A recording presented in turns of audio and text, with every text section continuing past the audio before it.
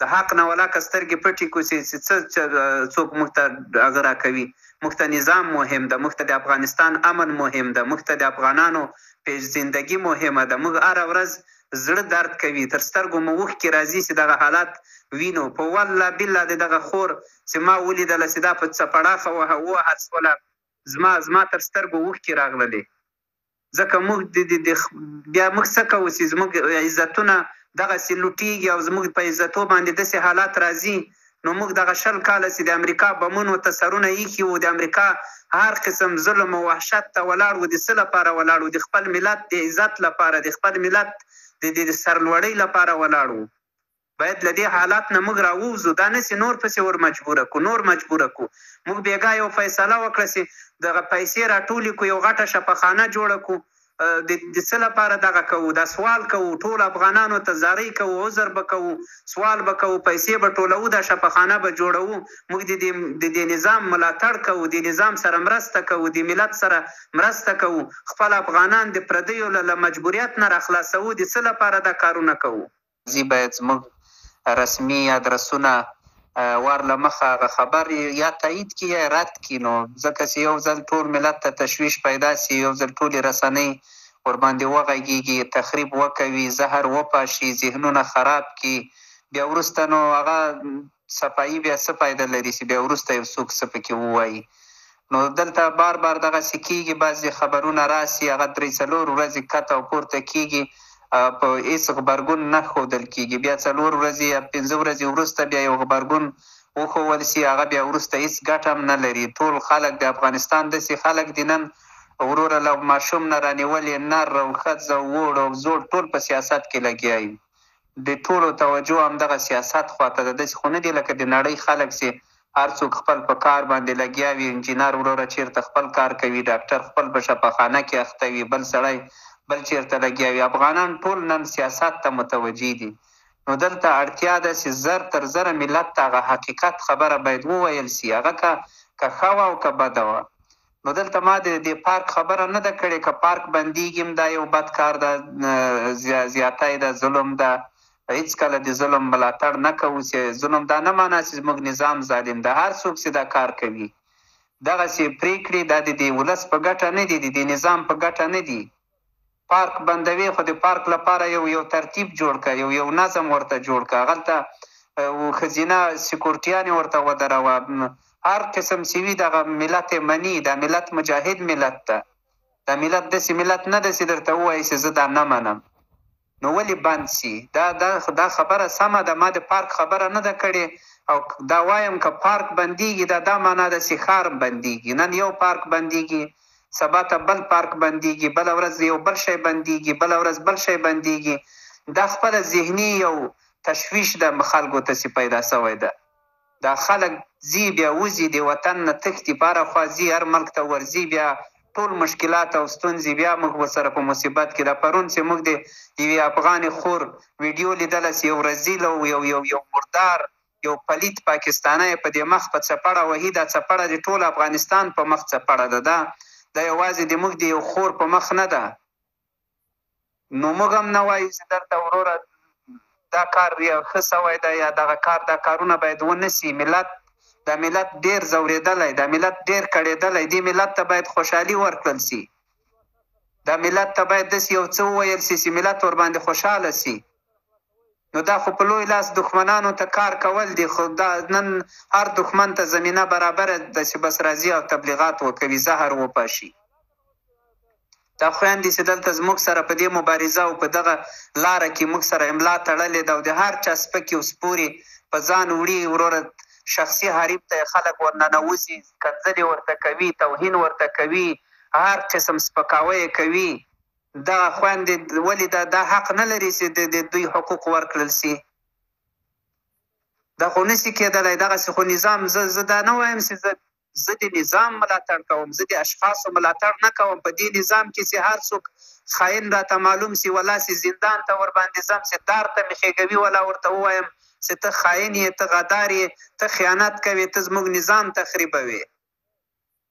زه دلته د اسلامي نظام ملاتړ کوم، زه د اشخاصو ملاتړ نه کوم چې زه په اشخاصو پسې لاړ سم. د امر بالمعروف علما کرامو ته مالته ټویټ هم کړی ده. ما ویلي دي چې هیله کوم چې هره فیصله کوئ ور له مخې باید ټول اطرافونه ټول طرفونه یې وګوري چې خیر پکې ډېر ده شر پکې ډېر ده. وروره دا د افغانستان ملت ده. دې ملت سره داسې څوک باید ونه کوي چې ډغره ورسره ووهي. افغانستان ملت موږ ته معلوم ده، د دې خلکو ذهنونه د دې خلکو فکرونه. د افغانان داسې خلک دي که د لاس ورباندې تیر کو که د رحم ورباندې وکړو که د مینه ورکړه بیا په تر هره ځایه در سره ځي. او که د داسې حالات ته راورسول بیا نو افغانان خو مشکل جوړوي. دا ملت بالاخره په ډیرو بدو هغه ته مجبوریږي. دا کار باید ونه سي. پارکونه د څه لپاره د په پارک چې جوړ شوی د پارک خو داسې نه ده چې زه ورته چوکاټ نسم جوړولی. وروره خویندې دې ورځي په خپل چوکاټ دې ورځي، اولادونه ورسره دي، ماشومان ورسره دي. نو دا خو د ښار خلک دي، څه د اطرافو خلک خو نه دي. بیا د اطرافو کې زموږ او ستاسې زنانه وي وروره پټي ته ځي، رشکه راوړي، شوتله راوړي، غوا بیایي. دا خو نه ده چې موږ وروره له پاریس نه غږیږو خو له افغانستان نه غږیږو. ټول کلي راته معلوم دي، ټول رواجونه راته معلوم دي. دا بیا څه ده چې اوس په پارک کې بیا وروره ظلم ده یا بل څه ده. نه دا خبره حقیقت به نه وي. که بیا حقیقت وي دا بد کار ده، دا ښه کار نه ده او دا باید ونه سي. د حق نه ولاکه سترګې پټې کړو چې څه څوک موږ ته هغه راکوي. موږ ته نظام مهم ده، موږ ته د افغانستان امن مهم ده، موږ ته د افغانانو پیژندګي مهمه ده. موږ هره ورځ زړه درد کوي، تر سترګو مو اوښکې راځي چې دغه حالات وینو. په والله بالله د دغه خور چې ما ولیدله چې دا په څپړاخه ووهل شوله، زما تر سترګو اوښکې راغللې. ځکه موږ بیا موږ څه کوو چې زموږ عزتونه دغسې لوټېږي او زموږ په عزتو باندې داسې حالات راځي.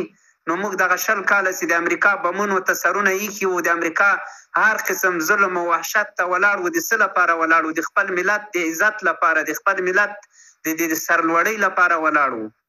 باید له دې حالات نه موږ راووځو. دا نه چې نور پسې ور مجبوره کو، نور مجبوره کو. موږ بېګا یو فیصله وکړه چې دغه پیسې راټولې کو، یو غټه شفاخانه جوړه کو.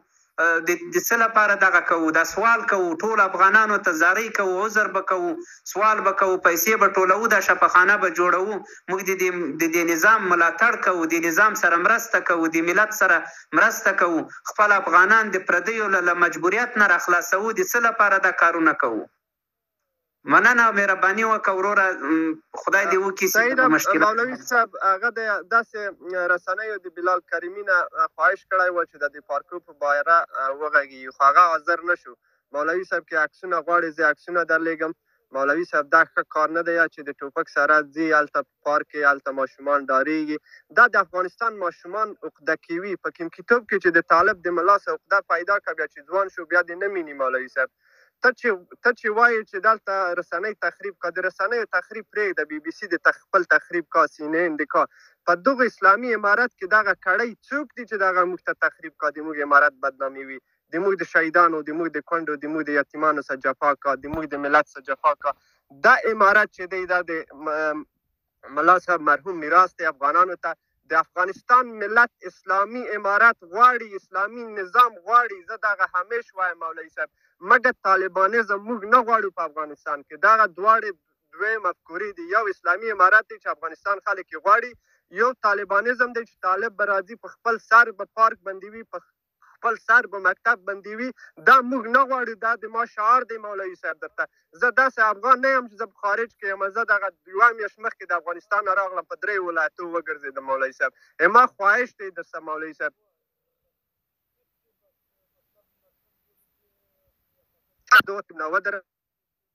صاحب راځي وایي په خپل هغه د ویډیو کې ویلي چې د اسلامي امارت مشران تر اوسه قاطع تصمیم نه لري د مکاتبو په باره کې. بلال کریمي نه پوښتنه کیږي دا پارکونه چا وتړل، نه حاضر کیږي مولوي صاحب. دغه تخریب نه دی. زه دغه غږ پورته کوم چې دلته د موږ د شهیدانو، د موږ د یتیمانو څخه جفا ونه شي. د موږ 20 کلن جهاد بیا داسې نشي لکه د روسانو سم چې جهاد وکړه داسې شو. مولوي صاحب ما دا تانه خواهش دی د 2 امر بالمعروف غم وخورئ. زه په 2002 کې ترکیې ته ولاړم، استانبول د لوڅو ښځو نه ډک وه. اوس چې زه استانبول ته ځم مولوي صاحب په 20 کالو کې اردوګان مسجد ښځو ته جوړ کړل. والله ټولې ترکانې نن حجاب اغوندي مولوي صاحب. نه